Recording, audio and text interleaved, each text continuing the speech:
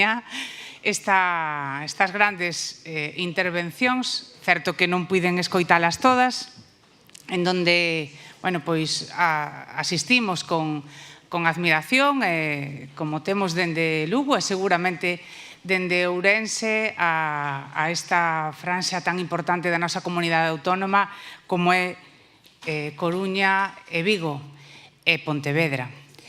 Como reza a pantalla, eu son Elena Candia e son alcaldesa de Lugo dende o pasado 7 de maio.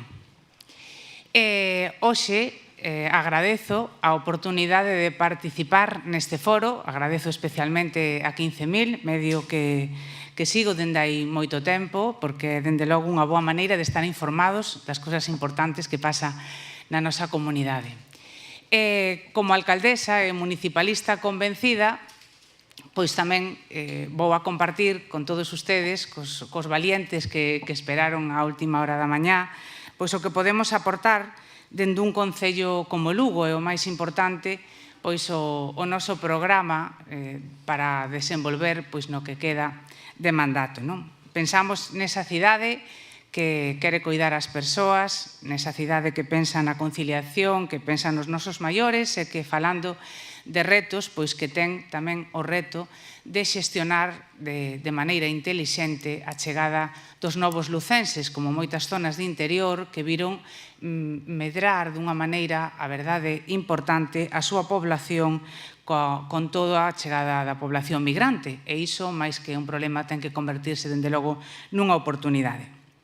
Traballamos tamén en intentar ofrecer unha cidade cómoda, accesible e tamén segura, concepto que a veces cando metemos no debate político pode parecer que xeramos alarmismo, pero non é así. Dende a administración local debemos de establecer todos os mecanismos para que todos os veciños e veciñas realmente se poidan sentir seguro con todos os mecanismos que pode poñer en marcha as administracións locais. Realmente Lugo tamén aspira a ser motor de provincia e tamén motor económico de Galicia. Vin que no programa esta mañá, non tuven a oportunidade de escoitala, estivo con ustedes Carmen Lence. Por suposto, obliga a reflexionar sobre esa mensaxe que podemos ser como provincia, como cidade de despensa de España. Non en vano, no que a produción leiteira se refire, seguro que esa cifra tamén a deu Carmen, dende Lugo prodúcese máis do 40% do leite que se consume en España. E iso, evidentemente, reflexa que hai un sector agroganadeiro importante e que, dende a administración local, buscamos que sexa no noso concello referente. Esta mañá mesmo visitaba a sede do Consello Regulador da Agricultura Ecolóxica e tamén a nosa provincia e a cidade, que aporta un porcentaxe moi importante da produción de ecolóxico para todo o noso país. E iso é o que aspira a ser, sin duda, tamén a miña cidade. A sede desa despensa de España, en donde o sector agroganadero e tamén o forestal teña o espacio e a oportunidade para asentarse, con importantes metros cadrados de suelo industrial por un importante investimento que está a facer especialmente a administración autonómica.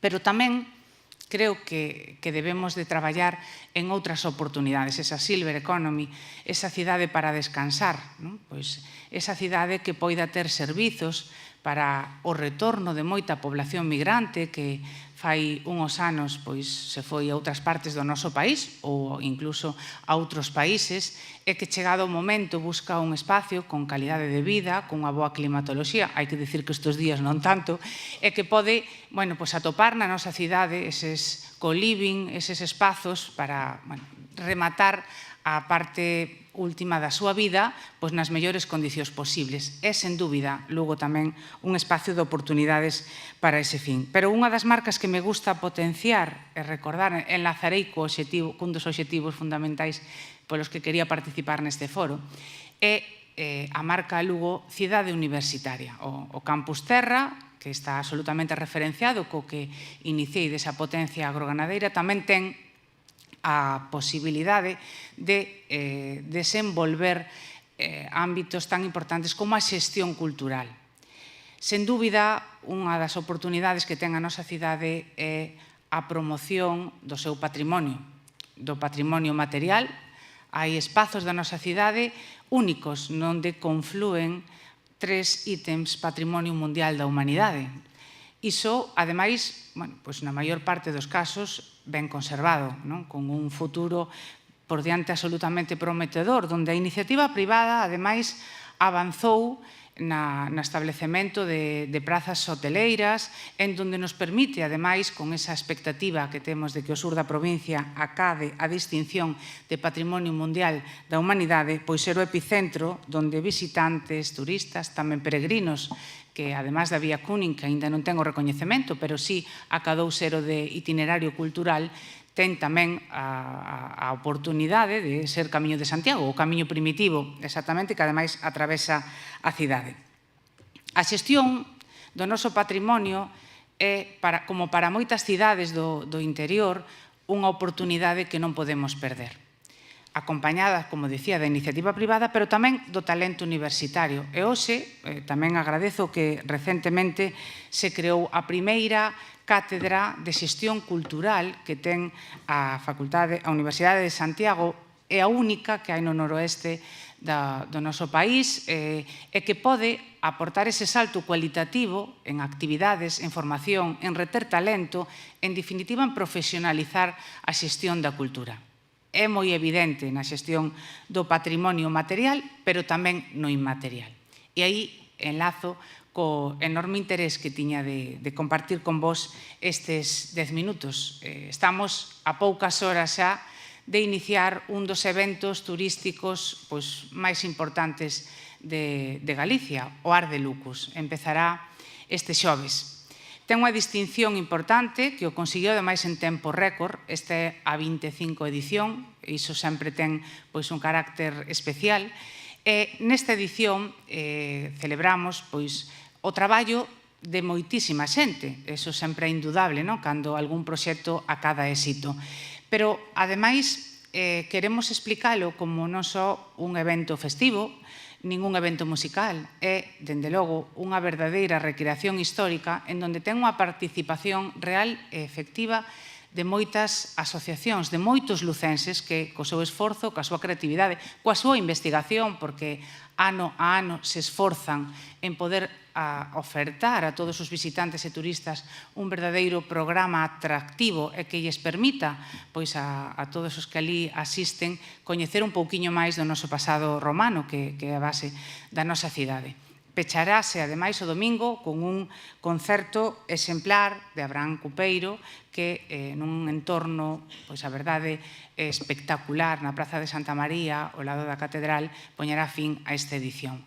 Co convite a que asistan e que lle den promoción e co obxectivo de que se lle dé visibilidade neste foro, remato tamén hoxe facendo ese chamamento a importancia identitaria que a nosa cidade e a nosa provincia ten na nosa comunidade.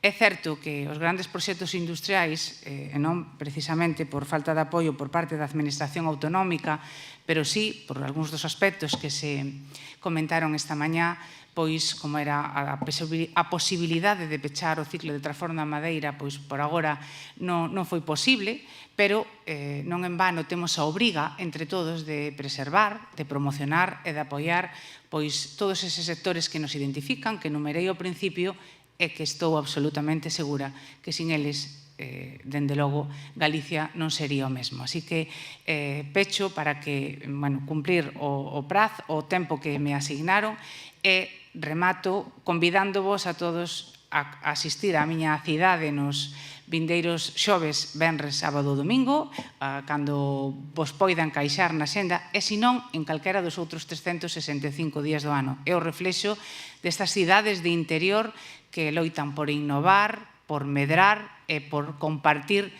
con todos o mellor de sí. Neste caso, no ámbito turístico e no resto dos sectores, con grandes profesionales que permiten, sen dúbida, batir e recibir premios durante moitos certames sobre o seu bon facer.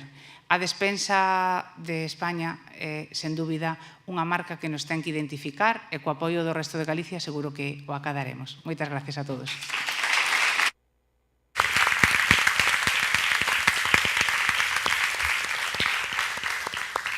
Muchísimas gracias, Elena Candia, alcaldesa de Lugo. Y nosotros nos despedimos hasta la tarde. Volvemos a las 4:30 con una tarde entera dedicada al futuro del turismo. Muchas gracias.